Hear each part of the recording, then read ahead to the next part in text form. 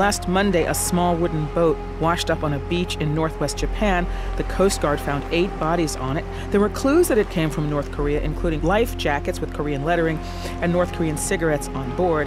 This wasn't the first incident. In fact, North Korean boats have been washing up on Japan's coast since 2013, and the number of ships has risen since then. At least 4 of these so-called ghost ships washed up on Japanese beaches just last month. These mysterious deaths were reported internationally.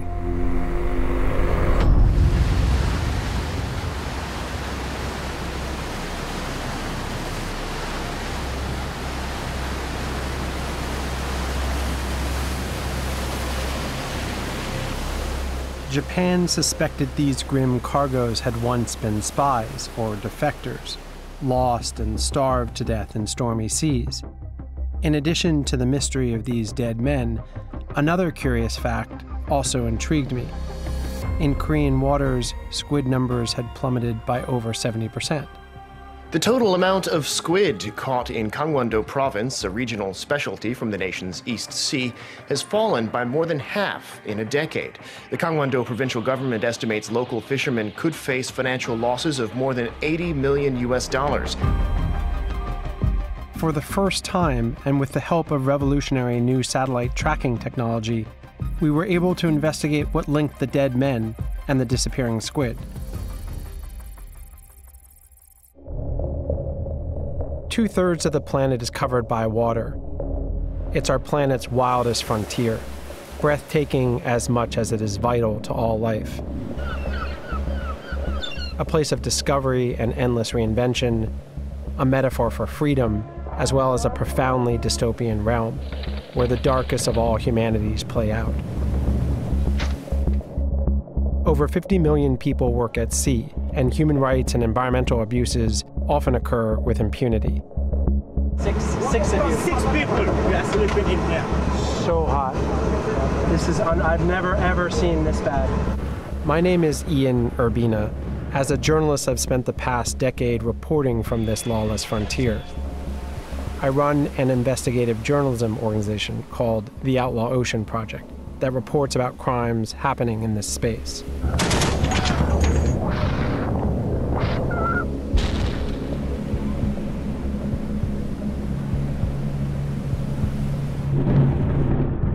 This is the Outlaw Ocean.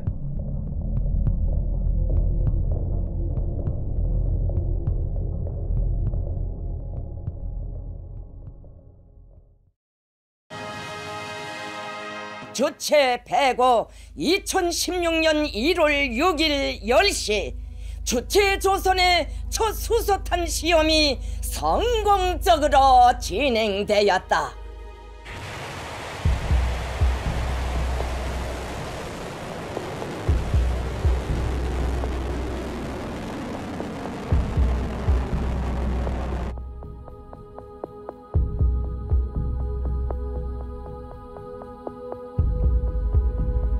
After sanctions, the North Korean currency collapsed, and the North Korean leader turned to fishing to generate export revenue and stave off famine.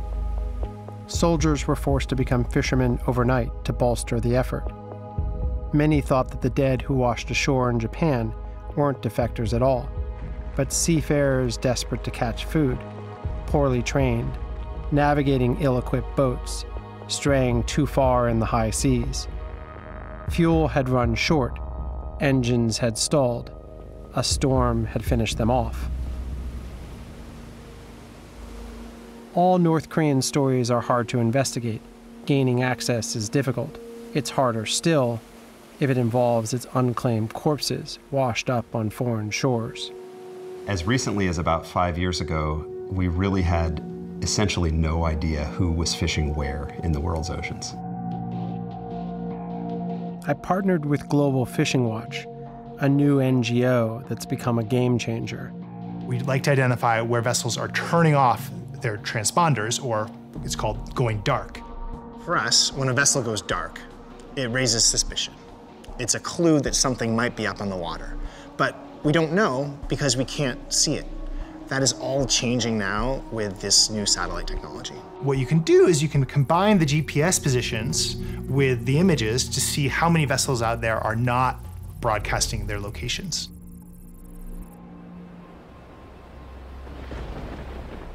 In order to catch squid, you can't stay dark for long.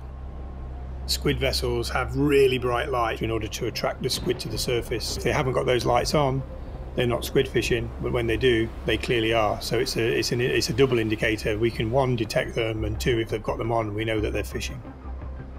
And we were able to teach the computer through machine learning to recognize the different fishing patterns that we needed to see. And what we discovered after looking over a year's worth of data is there was probably 1,000 vessels fishing illegally in North Korean waters in contravention to UN sanctions.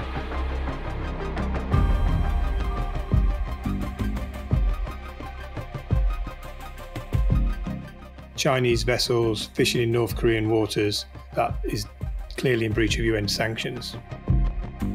And news reports captured the deadly consequences. North Korean boats, which are not as strong and well built as the Chinese boats, were displaced. They were pushed further out to sea, and we now know that these ghost boats probably originated from this displaced fishery in North Korea. When Global Fishing Watch did this incredible data mining that largely proved China's role in the ghost ships, they contacted my team and asked us to investigate further, to get on the water and to lay eyes on the ships directly. I went to South Korea with my videographer, Fabio Nascimento, and we also brought one of their data scientists, Jae-yoon Park. We bought our way onto a South Korean squid ship that agreed to take us out to the key location at sea where we believed we had the best chance of witnessing Chinese vessels moving into North Korean waters. We'll be there for 36 hours, probably not sleeping, probably a little bit miserable, depending on the sea conditions. Yeah, we can get as many Chinese vessels as possible and say hello.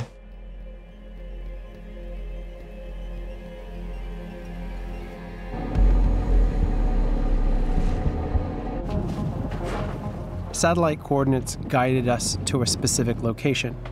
We now waited, and as it turns out, not for very long. The first line of vessels appeared, all Chinese, all squid vessels, in a single file. Come on, come on! Huh? There they are. Let me get my binoculars. I don't know what type of boat it is yet. All these vessels were dark. Their transponders were off. As they passed in front of us, we tucked in behind and began to follow them. Given the shape of the boat, I think it's a trawler. Look through.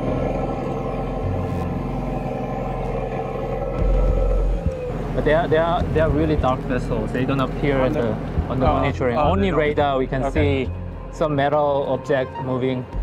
Okay, all right. And there are three? This guy behind? There are four. There are four. Are these trawlers? Look like very much trawler.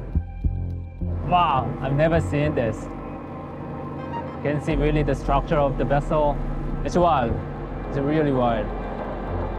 We were able to gather valuable evidence that they were all Chinese and that they were all squid vessels. We put up a drone to get a closer look and document further identifying details. 드론이라고 있잖아요. 그것도 올려가지고 그걸로도 할 거예요. We then radioed to the Chinese and tried to make contact with them.